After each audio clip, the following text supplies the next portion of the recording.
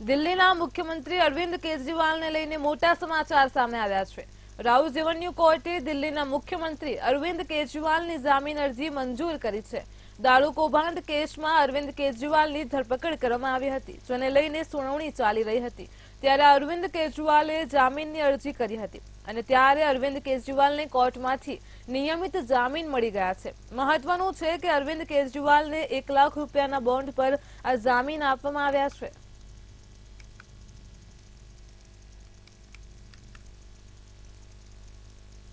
શિવસેના સ્થાપના દિન નિમિત્તે શિવસેના બનામ શિવસેના વચ્ચે ચર્ચાચર્ચી જોવા મળી હતી।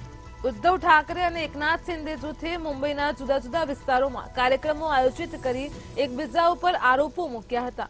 લોકસભા ચૂંટણીમાં મળેલી સફળતાને ધ્યાનમાં લેતા ઉદ્ધવ ઠાકરેએ વડાપ્રધાન નરેન્દ્ર મોદીને ખુલ્લો પડકાર ફેંક્યો છે। ઉદ્ધવ ઠાકરેએ વર્ષના અંતે યોજાનારી વિધાનસભા ચૂંટણીને ટાંકતા કહ્યું હતું કે મોદીજી, હું તમને મહારાષ્ટ્રમાં વિધાનસભા ચૂંટણીના પ્રચાર માટે આમંત્રિત કરું છું। અહીં તમારા અને મારા વચ્ચે લડાઈ થશે। વધુમાં કહ્યું કે ભાજપને મારો સંદેશ છે કે મારું મૂળ ચૂંટણી ચિહ્ન ઉપયોગ કર્યા વિના ચૂંટણી જીતવાનો પ્રયાસ કરો। મને ગર્વ છે કે અમે અન્ય કોઈની તસવીરનો ઉપયોગ કર્યો નથી। અમે ક્યારેય કોઈ અન્યની તસવીરનો ઉપયોગ કરીશું પણ નહીં। ખાસ કરીને વડાપ્રધાન નરેન્દ્ર મોદીને હું વડાપ્રધાન મોદીને પડકારું છું કે તેઓ આજથી જ તૈયારીઓ શરૂ કરી દે અને આ નકલી શિવસેનાને દૂર રાખે।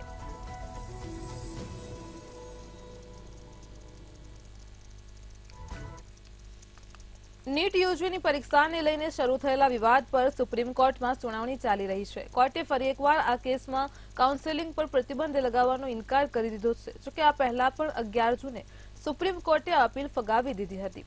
હાલમાં પરીક્ષા રદ કરવાની માંગ કરતી અરજી પર સુપ્રીમ કોર્ટમાં સુનાવણી ચાલી રહી છે। આ અરજી 49 લાખ વિદ્યાર્થીઓ અને સ્ટુડન્ટ ફેડરેશન ઓફ ઇન્ડિયા દ્વારા દાખલ કરવામાં આવી છે। તો અરજીકર્તાઓએ પરીક્ષામાં 620થી વધુ અંક મેળવનારા વિદ્યાર્થીઓના બેકગ્રાઉન્ડની તપાસ અને ફોરેન્સિક તપાસની માંગ કરી છે। સાથે જ પેપર લીકના આરોપમાં સીબીઆઈ તપાસની પણ માંગ કરવામાં આવી છે।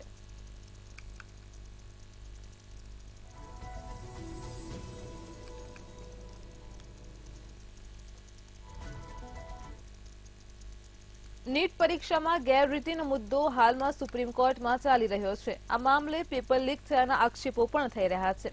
તો આ કેસમાં ઘણા લોકોની ધરપકડ પણ કરવામાં આવી છે। ત્યારે બિહારના નાયબ મુખ્યમંત્રી વિજય સિન્હાએ રાજ્યના પૂર્વ નાયબ મુખ્યમંત્રીનું નામ આ સાથે જોડીને આક્ષેપ કર્યો છે કે નીટ પેપર લીક કરનાર ગેંગના સભ્યો પટનાના એક ગેસ્ટ હાઉસમાં રોકાયા હતા અને તેનું બુકિંગ તેજસ્વી યાદવના અંગત સચિવ દ્વારા કરવામાં આવ્યું હતું। એટલું જ નહીં, બુકિંગ કરતી વખતે તેજસ્વી યાદવ માટે મંત્રી શબ્દનો ઉપયોગ કરવામાં આવ્યો હતો। આ અંગે વિજય સિન્હાએ પ્રેસ કોન્ફરન્સ પણ કરી છે અને વિસ્તૃત આક્ષેપો કર્યા છે। વિજય સિન્હાએ કોલ ડિટેલ સહિતના ઘણા દસ્તાવેજો બતાવ્યા અને કહ્યું કે 1 મેના રોજ તેજસ્વી યાદવના અંગત સચિવ પ્રીતમ કુમારના મોબાઈલ નંબર પરથી 1 મેના રોજ કન્સ્ટ્રક્શન ડિપાર્ટમેન્ટમાં કામ કરતા પ્રદીપ કુમારને રાત્રે 9:07 કોલ આવ્યો હતો। આ કોલ સિકંદર કુમાર માટે રૂમ બુક કરાવવાના હેતુથી કરવામાં આવ્યો હતો। પ્રદીપ કુમારે આ બાબતની કોઈ નોંધ લીધી ન હતી। ત્યારબાદ 4 મેના રોજ સવારે 8 વાગે પ્રીતમ કુમારે ફરી ફોન કર્યો। આ વખતે પ્રદીપ કુમારે માર્ગ બાંધકામ વિભાગના જુનિયર એન્જિનિયરને વોટ્સએપ પર મેસેજ કર્યો હતો। વિજય સિન્હાએ કહ્યું કે પેપર લીકના આરોપીઓની બિહારની આર્થિક ગુના શાખા સાથે તપાસ કરવામાં આવી રહી છે। આ કેસમાં અત્યાર સુધીની તપાસમાં પેપર લીકની આશંકા વધી ગઈ છે। આ સાથે જ તેમણે ઉમેરો કરતા જણાવ્યું કે અમે માહિતી એકઠી કરી રહ્યા છીએ। ગેસ્ટ હાઉસમાંથી જે લોકો પકડાયા હતા તેમની સાથે તેના સંબંધ છે। તેમાંથી એક પ્રીતમ છે। લોકો કહે છે કે તે તેજસ્વી યાદવ સાથે જોડાયેલો છે।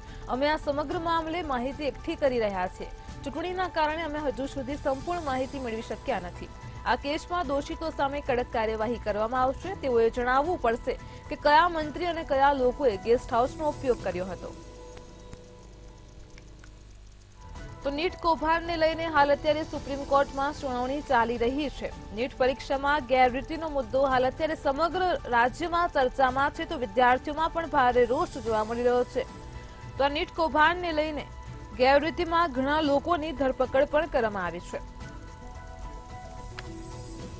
જે સમગ્ર નીટનું કૌભાંડ સામે આવ્યું છે, તો જેમાં નીટ આરોપીઓની તેજસ્વીના અંગત સચિવ સાથે લિંક હોવાનો પર્દાફાશ થઈ રહ્યો છે। હજુ પણ નીટ કૌભાંડ મામલે તપાસનો ધમધમાટ યથાવત જ છે। બિહારના ડેપ્યુટી સીએમ દ્વારા આક્ષેપ કરવામાં આવી રહ્યા છે કે નીટ કૌભાંડ કરનારના તેજસ્વી યાદવ સાથે તેમના સચિવ સાથેના અંગત સંબંધો છે. તો નીટ પરીક્ષામાં ગેરરીતિનો મુદ્દો હાલ અત્યારે સુપ્રીમ કોર્ટમાં ચાલી રહ્યો છે, તેની સુનાવણી ચાલી રહી છે. આ સમગ્ર મામલે અનેક લોકોની ધરપકડ પણ કરવામાં આવી છે.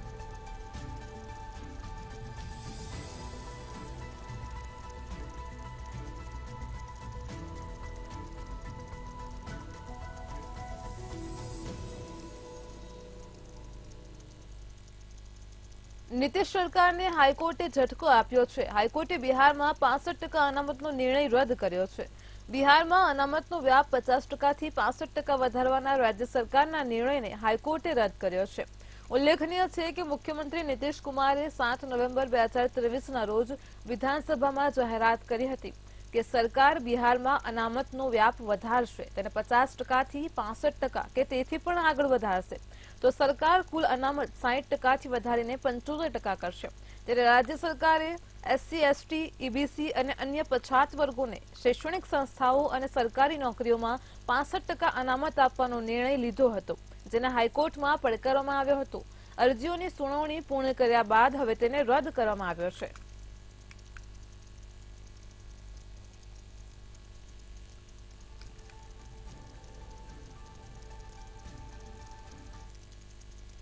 ભારતના રાષ્ટ્રપતિ દ્રૌપદી મુર્મુનો આજે એટલે કે 20મી જૂનના રોજ જન્મદિવસ છે અને સોશિયલ મીડિયા પર તેમને સતત જન્મદિવસની શુભેચ્છા આપતી પોસ્ટ પણ જોવા મળી રહી છે. આ સાથે સાથે જ કેટલાક લોકો તેમના જીવન સાથે જોડાયેલી કેટલીક વાતો પણ સોશિયલ મીડિયા ઉપર શેર કરી રહ્યા છે. સોશિયલ મીડિયા એક્સ પર તેમનું નામ પણ ટ્રેન્ડ કરી રહ્યું છે. પણ શું તમને ખબર છે કે રાષ્ટ્રપતિ દ્રૌપદી મુર્મુના એકાઉન્ટ પરથી એક જ એકાઉન્ટને ફોલો કરવામાં આવે છે? ચાલો તમને એ એક એકાઉન્ટ વિશે પણ જણાવી દઈએ. તો રાષ્ટ્રપતિ દ્રૌપદી મુર્મુના એકાઉન્ટ પરથી કોને ફોલો કરવામાં આવે છે એ વિશે વાત કરીએ તો પહેલા તમને જણાવી દઈએ કે એક્સ એકાઉન્ટ પર તેમના 25 મિલિયન એટલે કે 2.5 કરોડ ફોલોવર્સ છે. પણ જો ફોલોઈંગની વાત કરીએ તો તેમના એકાઉન્ટ પરથી એક જ એકાઉન્ટને ફોલો કરવામાં આવે છે અને હવે સવાલ થાય કે સ્વાભાવિક છે કે આખરે કોનું છે એ એક એકાઉન્ટ. તમારા સવાલનો જવાબ છે કે આ એકાઉન્ટ કોઈ ખાસ વ્યક્તિ કે મહત્વની વ્યક્તિ કે સંસ્થાનું નથી, પરંતુ આ એકાઉન્ટ છે રાષ્ટ્રપતિ ભવન આર્કાઇવનું. આ એકાઉન્ટ રાષ્ટ્રપતિ સચિવાલય દ્વારા હેન્ડલ કરવામાં આવે છે. આ એકાઉન્ટના 502.1 જેટલા ફોલોવર્સ છે અને આ એકાઉન્ટ પરથી પણ એક જ એકાઉન્ટને ફોલો કરવામાં આવે છે જે રાષ્ટ્રપતિ ભવન એટલે કે રાષ્ટ્રપતિ દ્રૌપદી મુર્મુનું છે. અત્રે ઉલ્લેખનીય છે કે આજે રાષ્ટ્રપતિ દ્રૌપદી મુર્મુ પોતાના જન્મદિવસે દિલ્હીમાં આવેલા જગન્નાથ મંદિરમાં દર્શન કરવા પહોંચ્યા હતા અને દેશવાસીઓના કલ્યાણ અને પ્રગતિની કામના કરી હતી. રાષ્ટ્રપતિ મુર્મુના એકાઉન્ટ પરથી આના ફોટાઓ અને માહિતી પણ પોસ્ટ કરવામાં આવી છે.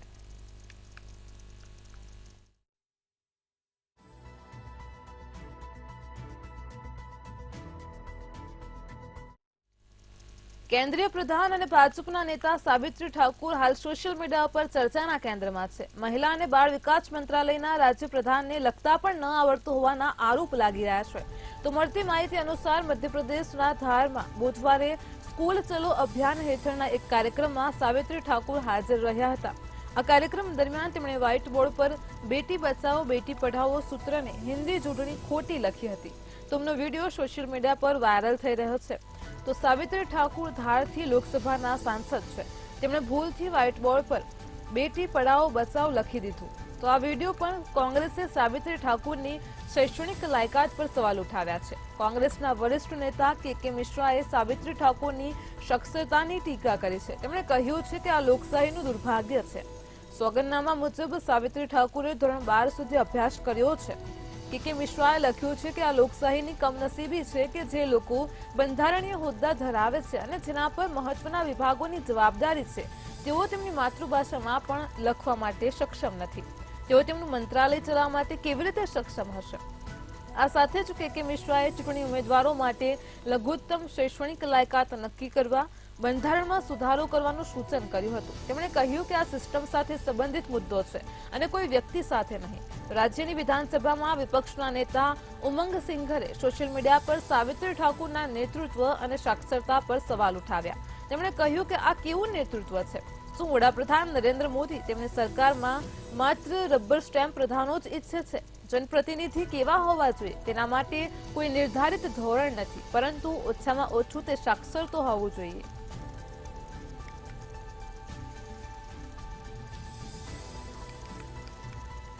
તો સાવિત્રી ઠાકુર હાલ અત્યારે ખૂબ જ ચર્ચામાં છે. તેમનો એક વિડીયો સોશિયલ મીડિયામાં ખૂબ જ વાયરલ થઈ રહ્યો છે. મહિલા અને બાળ વિકાસ મંત્રાલયના રાજ્ય પ્રધાન છે. તો સાવિત્રી ઠાકુરને બેટી બચાવો બેટી પઢાઓ લખતા ન આવડ્યું અને જે વિડીયો છે તે સોશિયલ મીડિયામાં વાયરલ થઈ રહ્યો છે.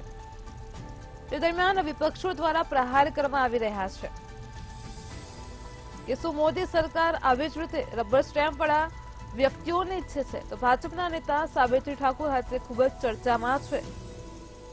જેઓ મહિલા અને બાળ વિકાસ મંત્રાલયના પ્રધાન છે, તેમને બેટી બચાવો બેટી પઢાઓ લખતા પણ ન આવડ્યું હતું.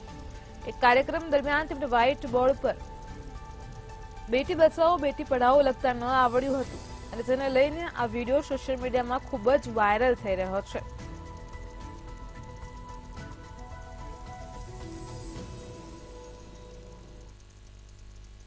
લોકસભા 2024ની ચૂંટણીના ચોંકાવનારા પરિણામ બાદ ભાજપે એનડીએ સાથે મળીને માંડ સરકાર તો બનાવી લીધી, પરંતુ હવે સહયોગી પક્ષો દ્વારા અવારનવાર કરાતી માંગોને કારણે ભાજપની મુશ્કેલીમાં સતત વધારો થઈ રહ્યો છે.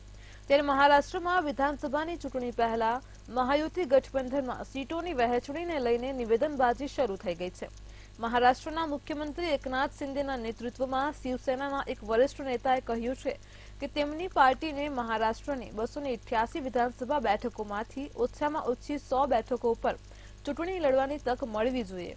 મહત્વનું છે કે શિવસેના મહાયુતિ ગઠબંધનનો એક ભાગ છે, જેમાં ભાજપ અને અજીત પવારની આગેવાની હેઠળની એનસીપી પણ સામેલ છે.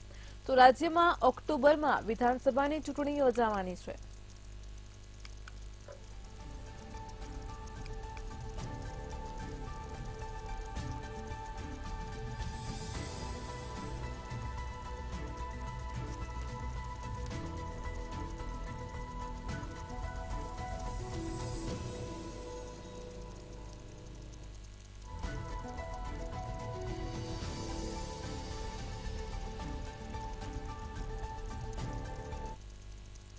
ભારતીય જનતા પાર્ટીના પૂર્વ નેતા નુપુર શર્માને ધમકી મળવાનો સિલસિલો યથાવત જોવા મળી રહ્યો છે.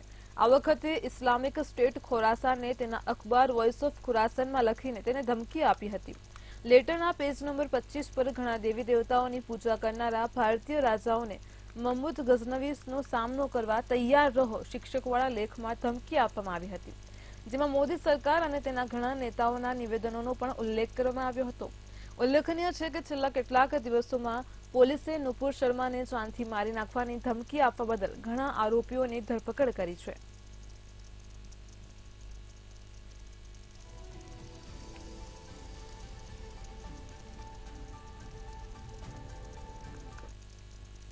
તમિલનાડુના કલ્લાકુરેશી જિલ્લામાં કથિત રીતે ઝેરી દારૂ પીવાથી 34 લોકોના મોતના અહેવાલથી ખળભળાટ મચ્યો છે. આ ઘટનામાં 60થી વધારે લોકોને હોસ્પિટલમાં દાખલ કરવામાં આવ્યા છે. તેમાંથી અનેકની હાલત ગંભીર હોવાનું મૃત્યુઆંક પણ સાથે જ વધવાની સંભાવના છે. સમગ્ર ઘટનાનો ભોગ બનેલા મોટાભાગના લોકો મજૂર હતા. દારૂ પીધા બાદ રાત્રે આ લોકોને ઝાડા ઉલટી, પેટમાં દુખાવો અને આંખોમાં બળતરા થવા લાગી હતી. કલ્લાકુરેશી જિલ્લા કલેક્ટર MS પ્રશાંતે ઘટનાની પુષ્ટિ કરી હતી. તેમણે કહ્યું કે મૃત્યુઆંક વધી શકે છે. તેમણે જિલ્લાની સરકારી મેડિકલ કોલેજ હોસ્પિટલમાં સારવાર લઈ રહેલા લોકોને પણ તેઓ મળ્યા હતા. આ કેસમાં 49 વર્ષીય ગેરકાયદે દારૂ વેચનાર કે કન્નુકુટીની ધરપકડ કરવામાં આવી હતી અને તેની પાસેથી આશરે 200 લીટર ગેરકાયદેસર દારૂ પણ પકડાયો હતો. પરીક્ષણમાં જાણવા મળ્યું છે કે તેમાં જીવલેણ મિથેન ઉમેરાયું હતું. બીજી તરફ મુખ્યમંત્રી MK સ્ટાલિને મૃત્યુ પર શોક વ્યક્ત કરીને આ ઘટનાને રોકવામાં નિષ્ફળ રહેલા અધિકારીઓ સામે પણ કડક કાર્યવાહી કરવામાં આવી હોવાનું જણાવ્યું હતું.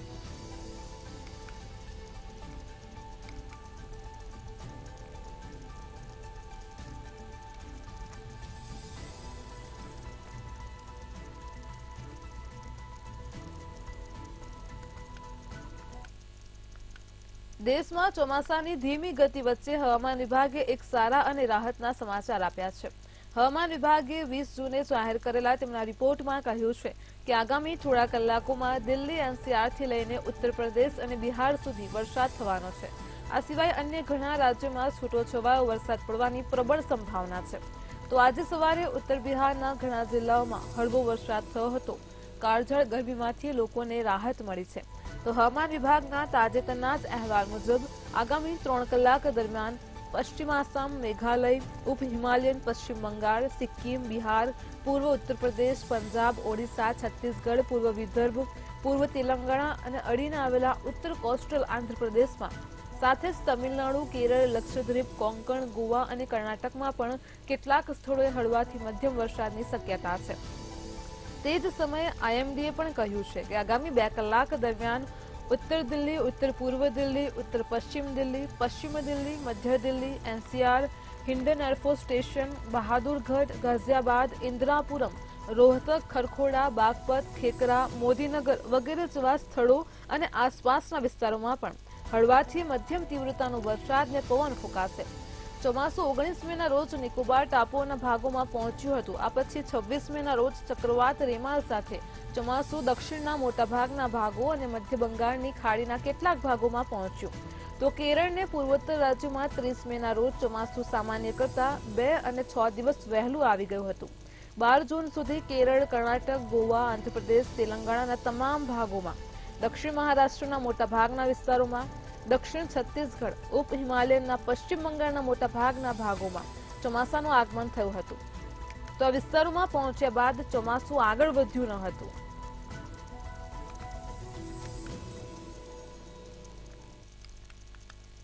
દિલ્હીમાં પડી રહેલી ભીષણ ગરમી જીવલેણ સાબિત થઈ રહી છે. દિલ્હીમાં ગરમી અને હીટવેવની સ્થિતિ એવી છે કે અહીં લઘુત્તમ તાપમાન પણ 35.2 ડિગ્રી સેલ્સિયસ પર પહોંચી ગયું છે. સ્થિતિનો અંદાજ એના પરથી લગાવી શકાય છે કે ગરમીની સમસ્યાને કારણે દિલ્હીની સફદરજંગ હોસ્પિટલમાં છેલ્લા 24 કલાકમાં 13 દર્દીઓના મોત થયા છે. એક અહેવાલ મુજબ બુધવારે દિલ્હીના નિગમબોધ ઘાટ પર અંતિમ સંસ્કાર માટે આવેલા મૃતદેહોની કતાર જોવા મળી હતી. આરએમએલ હોસ્પિટલના સિનિયર ડોક્ટરે જણાવ્યું હતું કે એક અઠવાડિયામાં કુલ 22 દર્દીઓને હોસ્પિટલમાં દાખલ કરવામાં આવ્યા છે, જેમાંથી બુધવારે હીટ સ્ટ્રોકના કારણે 5 લોકોના મોત થયા હતા. 13 દર્દીઓ લાઈફ સપોર્ટ સિસ્ટમ પર છે. રામ મનોહર લોહિયા હોસ્પિટલમાં 27 મેથી ગરમી સંબંધિત સમસ્યાઓને કારણે 45 દર્દીઓને દાખલ કરવામાં આવ્યા છે. તો સાથે જ બુધવારે નોઈડામાં પણ 14 લોકોના શંકાસ્પદ સંજોગોમાં મોત થયા હતા. એક અહેવાલ મુજબ બુધવારે નિગમબોધ ઘાટ પર કોરોના રોગચાળા પછી એક જ દિવસમાં સૌથી વધુ સંખ્યામાં અંતિમ સંસ્કાર કરવામાં આવ્યા હતા. ગઈકાલે રાત્રે 12 વાગ્યા સુધી અહીં 142 મૃતદેહોના અંતિમ સંસ્કાર કરાયા છે. તો જૂનના મહિનામાં અત્યાર સુધીમાં દિલ્હીના નિગમબોધ ઘાટ પર 1101 મૃતદેહોના અંતિમ સંસ્કાર કરાયા છે. અહેવાલ મુજબ આ મહિને અહીં મૃતદેહોના અંતિમ સંસ્કારનો રેકોર્ડ તૂટી શકે છે. અહીં જૂન 2021માં 1210, જૂન 2022માં 1570, જૂન 2023માં 1319 મૃતદેહોના અંતિમ સંસ્કાર કરવામાં આવ્યા હતા. આ વર્ષે જૂન મહિનામાં અત્યાર સુધીમાં 1101 અંતિમ સંસ્કાર થઈ ચૂક્યા છે. તો બુધવારે દિલ્હીનું લઘુત્તમ તાપમાન 35.2 ડિગ્રી સેલ્સિયસ નોંધાયું છે, જે છેલ્લા 60 વર્ષમાં સૌથી વધુ હતું. અગાઉ 10 જૂન 1964ના રોજ દિલ્હીમાં લઘુત્તમ તાપમાન 35.5 ડિગ્રી સેલ્સિયસ નોંધાયું હતું. તો શહેર સતત 11 દિવસથી લૂની લપેટમાં છે અને શહેરમાં સતત 6થા દિવસે રાત્રિના સમયે પણ ગરમી પડી રહી છે.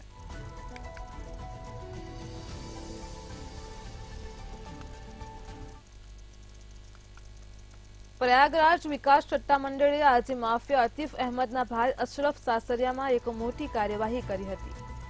પ્રયાગરાજમાં માફિયા અતીફ અને અશરફે તેના શાગીર્દો દ્વારા સફાઈ કામદાર શ્યામજી સરોજન નામે જમીન ખરીદી હતી અને બાદમાં આ જમીન વેચવા માટે તેના પર દબાણ કરવામાં આવી રહ્યું હતું. ત્યારબાદ પોલીસ તપાસ આદરી હતી અને અંતે માફિયાની બેનામી સંપત્તિ ઉપર તવાઈ બોલાવવામાં આવી હતી. વકફ બોર્ડની જમીન પર દબાણ કરીને બનાવવામાં આવેલા કરોડો રૂપિયાના બંગલાને તંત્ર દ્વારા પાડી દેવામાં આવ્યું છે. વકફ બોર્ડ વતી તેના રખેવાળ દ્વારા ઝૈનબ અને તેના ભાઈઓ પર ફરિયાદ દાખલ કરાઈ હતી.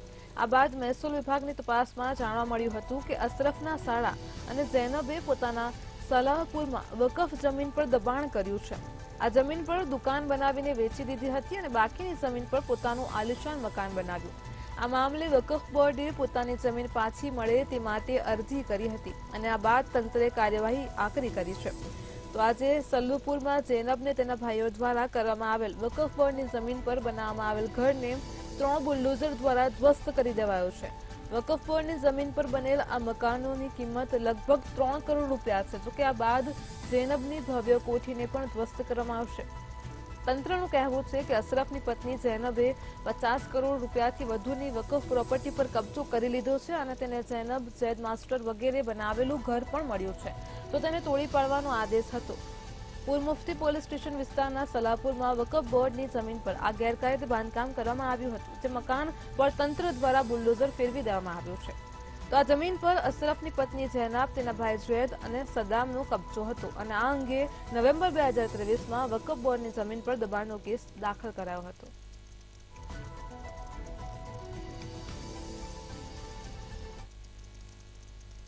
ક્રિકેટ જગતમાંથી ચોંકાવનારા સમાચાર આવ્યા છે. પૂર્વ ભારતીય ક્રિકેટર ડેવિડ જોન્સને આત્મહત્યા કરી લીધી છે. તેમણે ચોથા માળેથી કૂદીને જીવનનો અંત આણ્યો હતો. ડેવિડ જોન્સને ભારત માટે 2 ટેસ્ટ મેચ રમી હતી. તેમણે 1996માં ભારત માટે ડેબ્યુ કર્યું અને તે જ વર્ષે બીજી ટેસ્ટ મેચ રમી. આ પછી તેમને તક ન મળી. સૂત્રો પાસેથી માહિતી મળી રહી છે તે અનુસાર ડેવિડ જોન્સને ડિપ્રેશનના કારણે આત્મહત્યા કરી. માહિતી મળતા જ કોથનૂર પોલીસે ઘટના સ્થળની મુલાકાત લીધી. તેમના મૃતદેહને ક્રિસન્ટ હોસ્પિટલ લઈ જવાયો છે. ડેવિડ જોન્સનનો જન્મ 16 ઓક્ટોબર 1971માં થયો હતો. જોન્સને પોતાના ક્રિકેટ કરિયરની શરૂઆત ઝડપી બોલર તરીકે કરી હતી. પૂર્વ ભારતીય ક્રિકેટર ગૌતમ ગંભીર અને અનિલ કુંબલેએ ડેવિડ જોન્સનના અવસાન પર તેમને શ્રદ્ધાંજલિ આપી છે.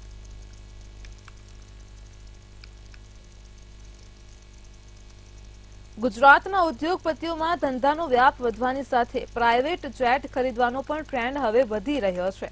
તો ત્યારે વર્ષ 2022થી 2024 એમ 3 વર્ષમાં ₹1,600 કરોડના ગુજરાતમાં પિલાટસ, ગ્લોબલ ચેલેન્જર, ગલ્ફ સ્ટ્રીમ જેવા 8 પૈકી 7 નવા લક્ઝુરિયસ જેટ ખરીદવામાં આવ્યા છે, જેમાં અદાણી જૂથ, ઝાયડસ, એસ્ટ્રાલ, કેડિલા ફાર્માનો સમાવેશ થાય છે. તો વિમાનની ખાસિયત એ છે કે લંડન, અમેરિકા, કેનેડા પણ તેમાં જઈ શકાય છે.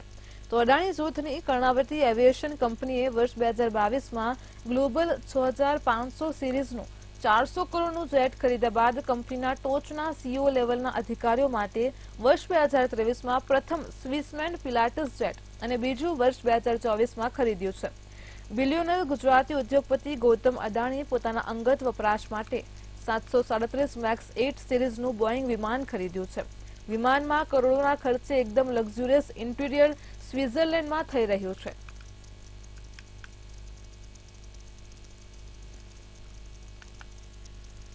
Indian institute of technology Bombay ગત 31 માર્ચે ઇન્સ્ટિટ્યૂટના પરફોર્મિંગ આર્ટ ફેસ્ટિવલ દરમિયાન રાહુવન નામનું નાટક ભજવ્યું હતું અને આ નાટક ભજવા બદલ 8 વિદ્યાર્થીઓને 1.2 લાખનો દંડ ફટકારવામાં આવ્યો છે. ત્યારે આ નાટક સામે વિદ્યાર્થીઓના એક વર્ગે ઔપચારિક રીતે ફરિયાદ કરી હતી. એવો આક્ષેપ કર્યો હતો કે તે હિન્દુ મહાકાવ્ય રામાયણ પર આધારિત છે. કેટલાક વિદ્યાર્થીઓએ આક્ષેપ કર્યો હતો કે નાટકમાં મુખ્ય પાત્રોની મજાક ઉડાવવામાં આવી હતી અને નારીવાદને પ્રોત્સાહનની આડમાં સાંસ્કૃતિક મૂલ્યોની મજાક ઉડાવવામાં આવી હતી. ફરિયાદોને કારણે 8 મેના રોજ આઈઆઈટી બોમ્બેની શિષ્ટ સમિતિની બેઠક મળી હતી, જેમાં લેવાયેલા નિર્ણયને પગલે વિદ્યાર્થીઓ પર દંડની જાહેરાત કરવામાં આવી હતી.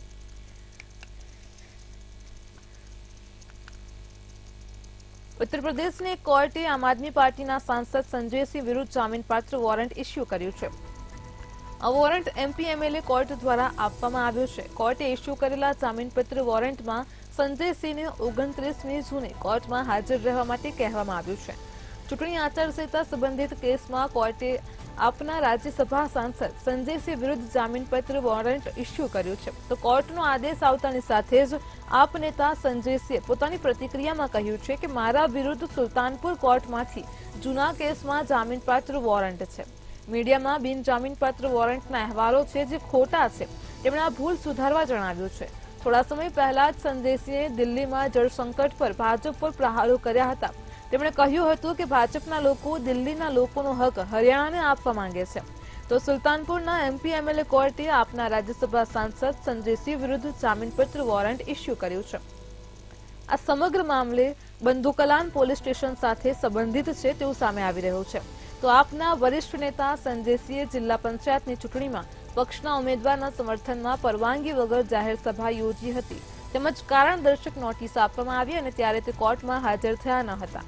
એમપીએમએલએ કોર્ટના સ્પેશિયલ મેજિસ્ટ્રેટ શુભમ વર્માએ આ આદેશ આપ્યા છે. અત્રે એ પણ ઉલ્લેખનીય છે કે સાંસદ સંજયસિંહ સુલતાનપુરના રહેવાસી છે. વિશેષ સરકારી વકીલ વૈભવ પાંડેના જણાવ્યા અનુસાર 13 એપ્રિલ 2021ના રોજ પોલીસ સ્ટેશનના વડા પ્રવીણ કુમારસિંહે સાંસદ વિરુદ્ધ એફઆઈઆર દાખલ કરી હતી. તેમના ઉપર પરવાનગી લીધા વિના જ તેમની પાર્ટીની જિલ્લા પંચાયત સભ્ય સલમા બેગમની તરફેણમાં હસનપુર ગામમાં સભા યોજવાનો આરોપ છે. તેમની સભામાં 50 થી 60 થી પણ વધારે લોકો હતા. સંસદનું આ કામ કોવિડ-19 નિયમોનું ઉલ્લંઘન માનવામાં આવ્યું હતું.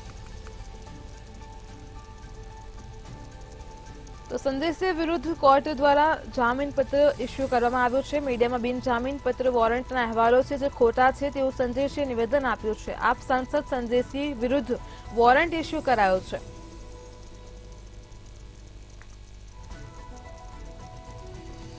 તો એમપી એમએલએ કોર્ટ દ્વારા વોરંટ આપવામાં આવ્યું છે. સંજયસિંહ વિરુદ્ધ વોરંટ ઇસ્યુ કરવામાં આવ્યું છે.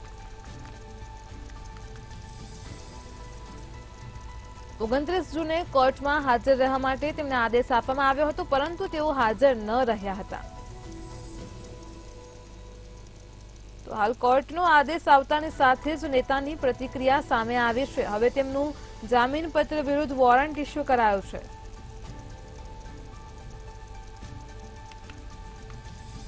તો આ સાથે જ તેમના વિરુદ્ધ એફઆઈઆર પણ દાખલ થઈ છે. તેમના ઉપર પરવાનગી લીધા વિના જ તેમની પાર્ટીની જિલ્લા પંચાયત સભ્ય સલમા બેગમની તરફેણમાં હસનપુર ગામમાં સભા યોજવાનો તેમના વિરુદ્ધ આરોપ છે અને આ સભામાં 50 થી 60 થી વધારે લોકો હતા. તો સાંસદનું આ કામ કોવિડ-19 નિયમોનું ઉલ્લંઘન માનવામાં આવ્યું હતું. હાલ એમપી એમએલએ કોર્ટ દ્વારા વોરંટ આપવામાં આવ્યું છે. વોરંટ આવતાની સાથે જ સંજયસિંહે પ્રતિક્રિયા આપી છે. તેમણે જણાવ્યું છે કે મીડિયામાં જે અહેવાલો પ્રસારિત થઈ રહ્યા છે તે ખોટા છે, તેને સુધારવા 29 જૂને કોર્ટમાં હાજર રહેવા માટે તેમને આદેશ આપવામાં આવ્યો છે.